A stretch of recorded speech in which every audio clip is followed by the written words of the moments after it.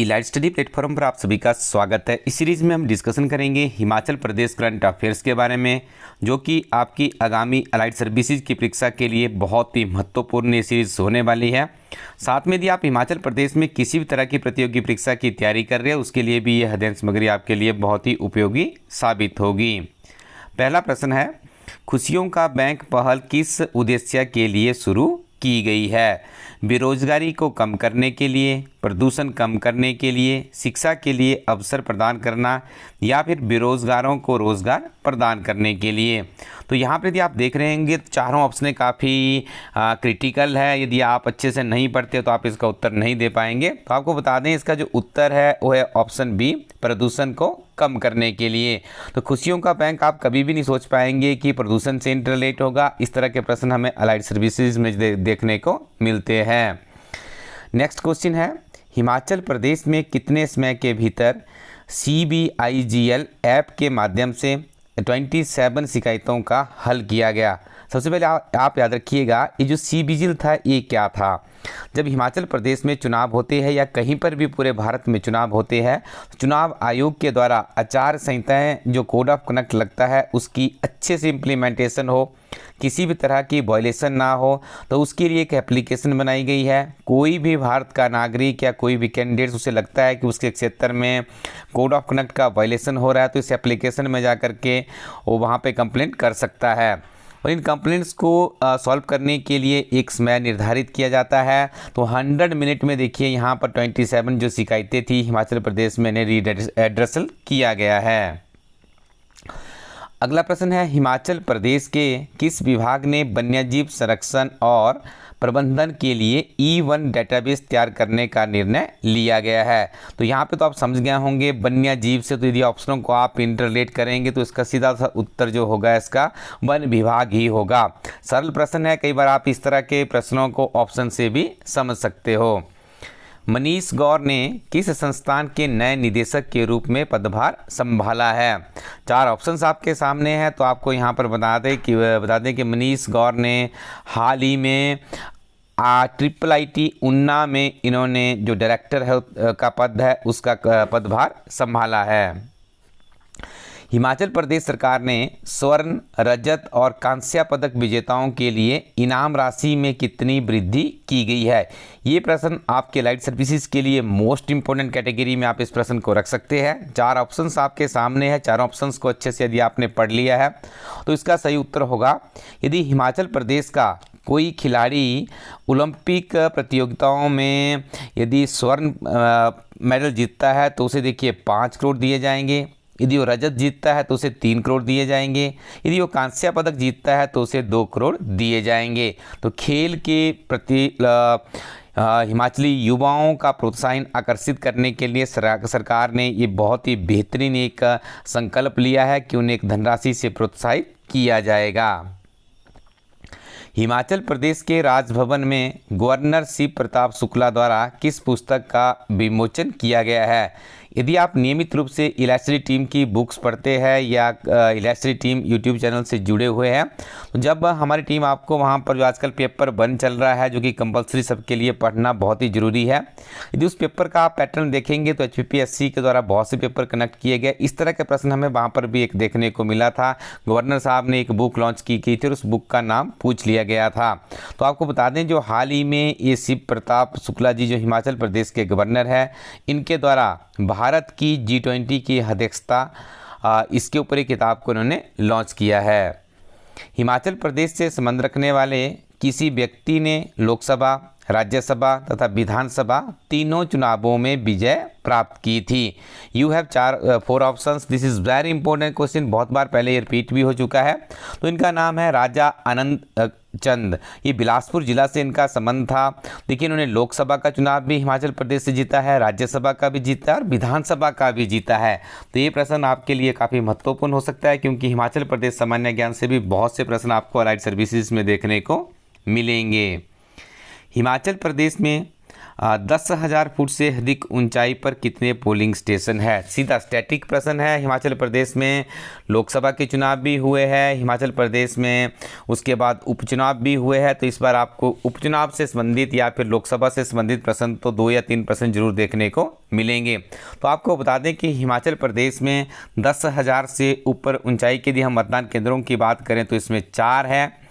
इनमें सबसे अधिक ऊंचाई पर लाहौल स्पीति का टासीगंग मतदान केंद्र है, ये तो आपको याद रखना है। विश्व का सर्वाधिक ऊंचाई पर स्थित मतदान केंद्र है, टासीगंग के नाम से इसे जाना जाता है। यदि इसकी समुद्र तल से ऊंचाई की बात करें 15,256 फुट है। इसके अलावा 12,010 की फुट की ऊंचाई पर लाहौल स्पीति निर्वाचन क्षेत्र का नाको मतदान केंद्र है। इसी तरह 11,302 फुट की ऊंचाई पर भरमौर विधानसभा क्षेत्र का चुस्क बटौरी विधानसभा क्षेत्र है। 10,000 फुट की ऊंचाई में कुल्लू जिला के मनाली विधानसभा क्षेत्र का काथी मतदान केंद्र है। देखिए एक बात याद रखिएगा, आजकल ऐसे प्रश्न भी हमें देखने को मिल रहा है जिसमें मैचिंग में आपसे पूछा जा सकता है। ABCD करके एग्जामिनर ऑप्शन दे देगा, आगे आपके 1 2 3 4 कर देगा। तो आपने ऐसा भी रखना है, आपसे पूछा जा सकता है कि कौन सा मतदान केंद्र कहाँ पर है। 4 मतदान केंद्र जो यहाँ पर दिए गए हैं, कौन सा सही इसमें सम्मिलित नहीं है, कुछ इस तरह से भी प्रश्न बन सकता है। तो आप थोड़ा अच्छे से अपनी तैयारी को आगे बढ़ाइएगा। हिमाचल प्रदेश के शिमला जिला से संबंध रखने वाले सोमदत्त बट्टू को पद्मश्री पुरस्कार किस क्षेत्र के लिए मिला है? शिक्षा, चिकित्सा, संगीत या फिर विज्ञान? तो इसका सही उत्तर है ये संगीत से में काफ़ी ख्याति प्राप्त है। सोमदत्त बट्टू जी पद्मश्री जो भारत सरकार का तीसरा सबसे सर्वोच्च पुरस्कार है, इससे सम्मानित किया गया है। इनका संबंध हिमाचल प्रदेश के शिमला जिला से है। हाल ही में सम्मानित रक्षा सेवा परीक्षा यानी CDS की परीक्षा में हिमाचल प्रदेश के किस अभ्यर्थी ने पूरे देश भर में प्रथम स्थान प्राप्त किया है? तो इनका नाम है रजत कुमार। पेखुवेला और महतपुर में स्थित IOCL के संयंत्र किससे संबंधित है? पेट्रोलियम पदार्थों की आपूर्ति, बिजली उत्पादन या फिर कृषि विकास या फिर पर्यटन? तो ये आपको बता दें ये आपके संबंधित है पेट्रोलियम पदार्थों की आपूर्ति। देखिए क्योंकि यदि आप सिंपल सा भी यहाँ पर देखेंगे, जब IOCL नाम आ गया तो ये कंपनी आपकी तेल उत्पादन से ही संबंधित है। This is very important question, आपको कमेंट सेक्शन में बताना है। पेखुबिला व महतपुर में सौर ऊर्जा से संबंधित भी एक बहुत बड़ा काम किया गया है हिमाचल प्रदेश सरकार के द्वारा, और वो प्रश्न भी आपका पेपर 1 कंपल्सरी पेपर में 2 या 3 बार पूछा जा चुका है। तो ये कमेंट सेक्शन में आप इसका उत्तर कीजिएगा। हिमाचल प्रदेश का पहला ग्रीन कॉरिडोर किसके सहयोग से निर्मित किया जा रहा है? तो इसे निर्मित किया जा रहा है केंद्र सरकार और वर्ल्ड बैंक के सहयोग से। आपको बता दें पांवटा साहिब सिलाई गुम्बा नेशनल हाईवे 707 के 120 किलोमीटर के हिस्से में जिला सिरमौर के तहत आने वाले 103 किलोमीटर का निर्माण कार्य अंतिम चरण पर है। वाइब्रेट विलेज कार्यक्रम के तहत कितने स्थलों को पर्यटक आकर्षक स्थलों के रूप में विकसित किया जाएगा? 10, 15, 20 या 25? तो इसका सही उत्तर होगा 25। इस तरह का एक सेम प्रश्न पहले अलाइड सर्विसेज की परीक्षा में पूछा भी जा चुका है। हिमाचल प्रदेश में कितनी रामसर साइट्स है? ये प्रश्न भी रिपीटेड प्रश्न है, अलाइड सर्विसेज HS में बार बार पूछा जाता है। यही इसी कारण से हमारी टीम ने यहाँ पर करंट अफेयर की सीरीज में भी इस प्रश्न को लेकर के आए हैं। तो आपको बता दें हिमाचल प्रदेश में जो रामसर साइट्स है उनकी संख्या है 3। कौन कौन सी है? पोंग बांध है आपका कांगड़ा में, देहरा के समीप है, ब्यास नदी पर बनाया गया है। रेणुका झील है आपकी सिरमौर में, तो इस झील को भी देखिए रामसर साइट का दर्जा प्राप्त है। और तीसरी है आपकी चंद्रतान झील, याद रखिएगा। नेक्स्ट वन इज कांगड़ा जिला में कहाँ पर अंतर्राष्ट्रीय स्तर का जू खोला जा रहा है? तो देखिए ये खोला जा रहा है बनखंडी में, जो कि देहरा के समीप में, जहाँ पर पीताम्बरी बगलामुखी माता का बहुत ही सुंदर भव्य विशाल मंदिर है। तो ये आप याद रखिएगा बनखंडी में एक बहुत बड़ा कैंपस है, उस कैंपस को अब जू के रूप में परिवर्तित किया जा रहा है। हिमाचल प्रदेश सरकार भी यहाँ पर काफ़ी जैसे ही सरकार बनी थी उसके बाद काफ़ी एक्टिव फॉर्म में इस क्षेत्र के ऊपर काम चल रहा है। गिरी पार्क क्षेत्र के हाटी समुदाय अधिसूचना कब जारी की गई थी? स्टैटिक जीके का प्रश्न बन चुका है, 1 जनवरी 2024, याद रखिएगा। राष्ट्रीय उच्च मार्ग प्राधिकरण ने कहां पर बाबा भलखू द्वार का निर्माण किया जाएगा? तो इसका निर्माण किया जाएगा कंडाघाट में, क्योंकि बाबा भलखुराम का जो संबंध था सोलन जिला से रहा है। हिमाचल प्रदेश में भांग का औषधीय, औद्योगिक और वैज्ञानिक उपयोग किस अधिनियम के अंतर्गत किया जाएगा? अलाइड सर्विसेज का वन ऑफ फेवरेट क्वेश्चन है। यदि आप प्रीवियस पेपर्स देखेंगे तो इसका सही उत्तर है एनडीपीएस अधिनियम 1985 और नियम 1989। हम आपको ऐसा क्यों बताते हैं कि ये प्रश्न आपके लिए इम्पोर्टेंट है या इस तरह के प्रश्न पूछे जाते हैं? तो इसके पीछे देखिए, जब से करीब 2015 के आसपास Himachal Pradesh public service commission Shimla ने पहली बार अलाइड सर्विसेज की परीक्षा का आयोजन किया था, उस समय से लेकर के वर्तमान समय तक हमारी टीम ने जितने भी अभी तक के प्रीवियस पेपर्स हुए हैं उनको पढ़ा है, उनको अच्छे से समझा है, परीक्षा का स्तर समझा है, और उसी समय से हमारी टीम अलाइड सर्विसेज के लिए बहुत ही बहुमूल्य अध्ययन सामग्री भी तैयार कर रही है। तो हमारी टीम का विजन रहता है जो कि काफ़ी लंबे समय से जुड़ा हुआ है।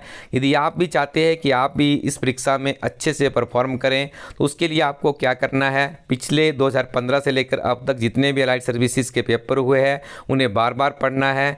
उसके अलावा उसी अनुरूप के आधार पर यदि आपको 5 या 10 मॉक टेस्ट मिल जाए उन्हें भी आपने पढ़ना है, और आपकी प्रारंभिक परीक्षा की तैयारी के साथ में मुख्य परीक्षा की तैयारी भी होनी चाहिए। तो हिमाचल प्रदेश में पहली बार ये जो आपके 3 क्वेश्चन थे इनका समाधान हमारी टीम के द्वारा किया गया है। आप लोगों के लिए हमारी टीम लेकर आई है प्रारंभिक परीक्षा के प्रीवियस सॉल्वर पेपर, मुख्य परीक्षा के पेपर भी सॉल्व किए गए हैं, और अब 5 मॉक टेस्ट आप लोगों के लिए किताब में मिलेंगे। अंग्रेजी और हिंदी दोनों सीरीज़ में किताब अवेलेबल है। वीडियो की डिस्क्रिप्शन में उसका लिंक मिल जाएगा, या फिर आप एलाइड स्टडी कोरोटन वेबसाइट से डायरेक्टली ऑर्डर कर सकते हैं, या आप अपने नज़दीकी शॉपकीपर को भी विजिट कर सकते हैं।